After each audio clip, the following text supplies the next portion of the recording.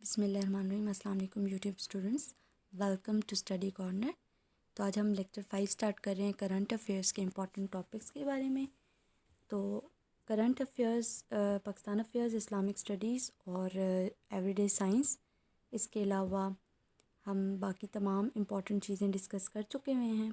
अब current affairs में पाकिस्तान के भी इम्पॉर्टेंट इवेंट्स आ जाएंगे और ग्लोबली हम चेक करेंगे बाकी स्टेट्स के एक्शंस को भी, इम्पॉर्टेंट इवेंट्स को भी, और जितनी भी इम्पॉर्टेंट चीज़ें हैं सब। बेसिकली जो करंट अफेयर्स से मुराद होती है वो ये है कि जो लास्ट 2 से 3 इयर्स के इवेंट्स हैं उनको हम रिकॉग्नाइज़ करें। लेकिन क्योंकि ये MCQ स्पेस टाइप टेस्ट के हवाले से हम डिस्कशन करें, जैसे इलेक्शन ऑफिसर का पर्पस था हमारा, तो इसमें हम ओवरऑल लास्ट 5 to 6 इयर्स को डिस्कस कर रहे हैं।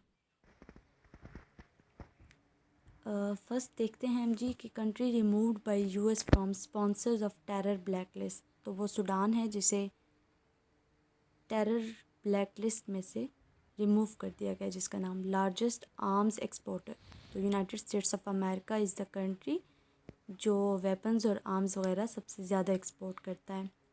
विच 2 countries developed collaboratively reporting testing for COVID-19, और कितने टाइम में? 30 सेकंड्स में। तो ये रिकॉर्ड है जी इंडिया और इसराइल का, कि इन दोनों कंट्रीज़ ने मिलकर 30 सेकंड्स के अंदर ये COVID-19 के लिए टेस्टिंग तैयार की है। इसके बाद नेक्स्ट है कि author of recently released book the pandemic. Book का टाइटल है द पेंडेमिक और इसके ऑथर का नाम है जी मार्क हॉगिंसबाउम। तो mark Hongensbaum is the author of the currently or recently released book of the pandemic.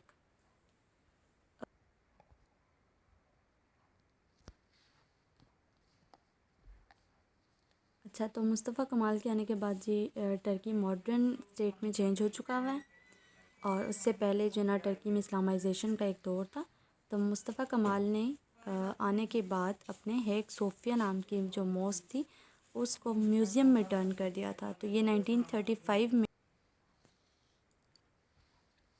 तो फिर ये मॉस्क म्यूज़ियम में चेंज हो चुकी थी आफ्टर 1935।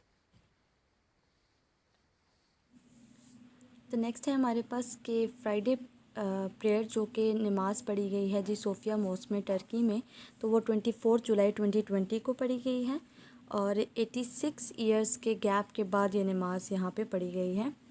उससे पहले क्योंकि म्यूज़ियम में चेंज हो चुका हुआ था 1935 में, इस वजह से। Country received observer status in world trade organisation, 25th कंट्री। तो ये है जी तुर्कमेनिस्तान। तुर्कमेनिस्तान जो कि 25वां कंट्री है जो एज ऑब्जर्वर स्टेटस उसने लिया वर्ल्ड ट्रेड ऑर्गेनाइजेशन में। Next is which country band free internet services for social media. तो बांग्लादेश वो कंट्री है जिसने internet services specially social media को बैन कर दिया था अपने कंट्री में, बांग्लादेश ने। NASA has postponed the launch of James Webb space telescope till one. अच्छा, तो नासा ने अपने इस प्रोजेक्ट को अक्टूबर 2021 तक के लिए पोस्टपोन किया है।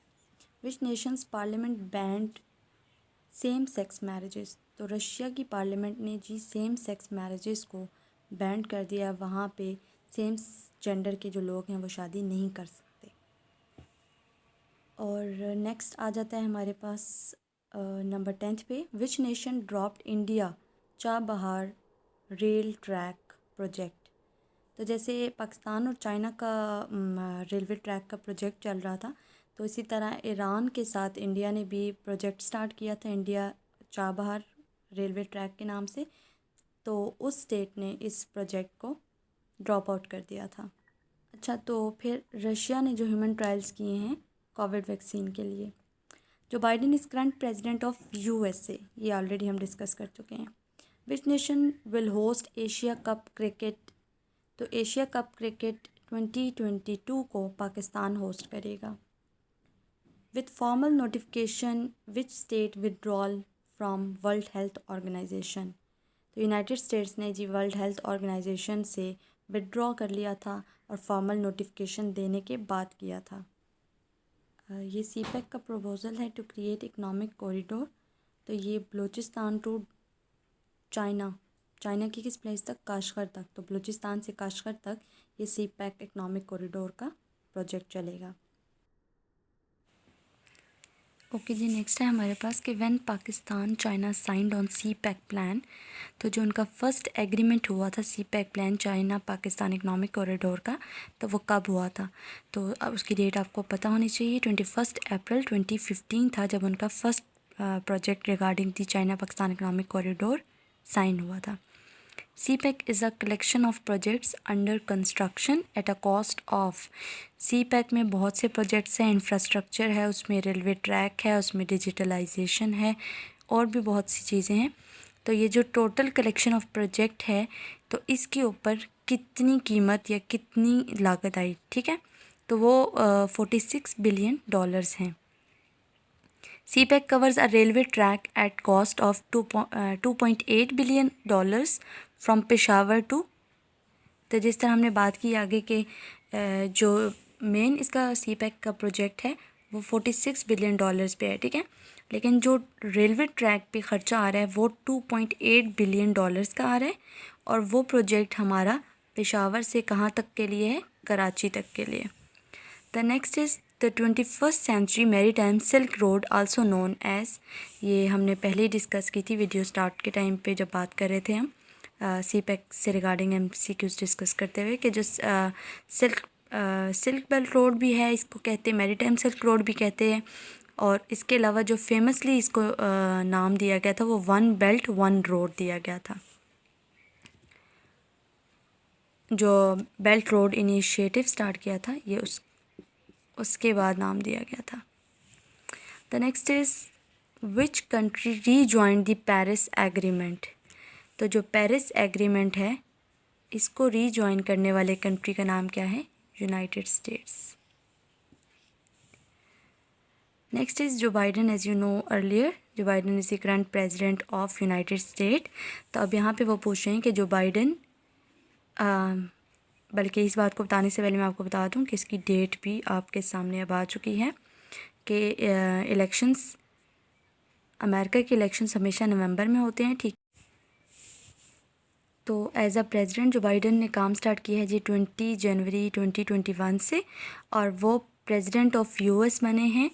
और कितनेवें प्रेसिडेंट हैं वो US के, 46 नंबर पे हैं वो current president of United States.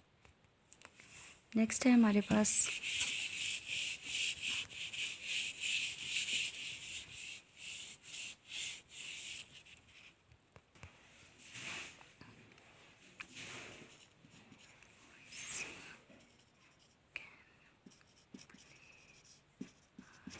Next है हमारे पास OIC organisation of Islamic countries can play a role to solve the Kashmir issue if which country take positive action in this regard। So the country is Saudi Arabia। अगर Saudi Arabia अपना role play करे तो बहुत chances हैं कि Kashmir issue को पाकिस्तान और India resolve कर सकता है। पाकिस्तान ब्लैकआउट, अच्छा ये पाकिस्तान का ब्लैकआउट से मुराद ये है कि पाकिस्तान में लोड शेडिंग का इशू हुआ है अभी करंटली और पूरे मुल्क में बिजली नहीं थी उस दिन। तो in Pakistan blackout light gone due to error in national grid, और ये बहुत बड़ा एरर था जिसकी वजह से सिर्फ कुछ सिटीज़ नहीं बल्कि पूरे मुल्क की लाइट का प्रॉब्लम रहा था। 10 जनवरी 2021 को ये अकर्ड हुआ है जी। The next is line of actual control, LAC जिसको कहते हैं हम, is a disputed border between which states, China and India. Next is US President Trump halted funding to World Health Organization on 15th April 2020। तो अब इसमें से आपको दो बातें पता चल गई हैं। अभी इसी वीडियो में हम पहले बात कर रहे थे कि जो बाइडन ने जब अपना कंट्रोल लेने के बाद जो वर्ल्ड हेल्थ ऑर्गेनाइजेशन है इससे अपने हालात दोबारा से जो है ना बेहतर करने की ट्राई की है, क्योंकि जब ट्रंप का दौर चल रहा था तो बिफोर द इलेक्शन कंडक्शन क्योंकि इलेक्शन तो नवंबर में होते हैं इनके। तो अप्रैल में जो यूएस प्रेसिडेंट ट्रंप हैं उन्होंने वर्ल्ड हेल्थ ऑर्गेनाइजेशन को फंडिंग देने से इनकार कर दिया था, ठीक है, क्योंकि उसके ख्याल से जो ये वायरस है ये तो चाइनीज़ वायरस था और वर्ल्ड हेल्थ ऑर्गेनाइजेशन और उसकी रिपोर्ट्स उनसे वो जो है ना अग्री नहीं कर रहा था।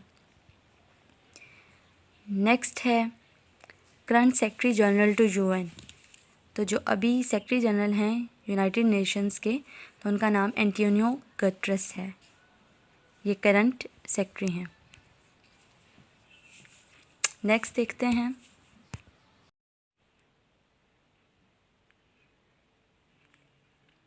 अच्छा, तो Aksai chin is a disputed area between China and India.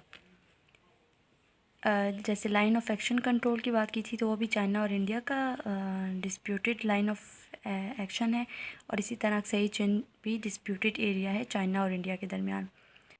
अच्छा, तो जो कोविड से पहली डेथ हुई है पाकिस्तान में 18 मार्च को हुई है, लेकिन 26 फरवरी को पहले 2 केसेस रिपोर्ट हुए थे पाकिस्तान में। नेक्स्ट है जी वर्ल्ड पोलियो डे पूरी दुनिया में किस डेट को मनाया जाता है। तो वर्ल्ड पोलियो डे 24 अक्टूबर को मनाया जाता है।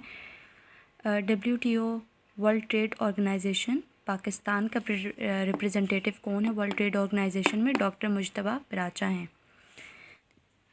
अच्छा, तो ये जो वर्ल्ड हेल्थ ऑर्गेनाइजेशन है इसका हेडक्वार्टर जिनीवा में है और वर्ल्ड हेल्थ ऑर्गेनाइजेशन 1948 में बनी है। तो आपको यहाँ से 2 बातें पता चल गई हैं।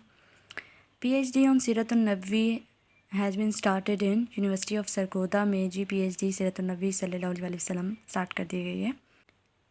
ये बात हम पहले ही कर चुके हैं कि जो US के इलेक्शन है वो नवंबर में होते हैं, तो इस साल ये हुए हैं 3 नवंबर 2020 में, जिसमें जो बाइडन इलेक्ट हुए हैं। FATF formed in 1989। Stay connected. See you in next video, inshallah.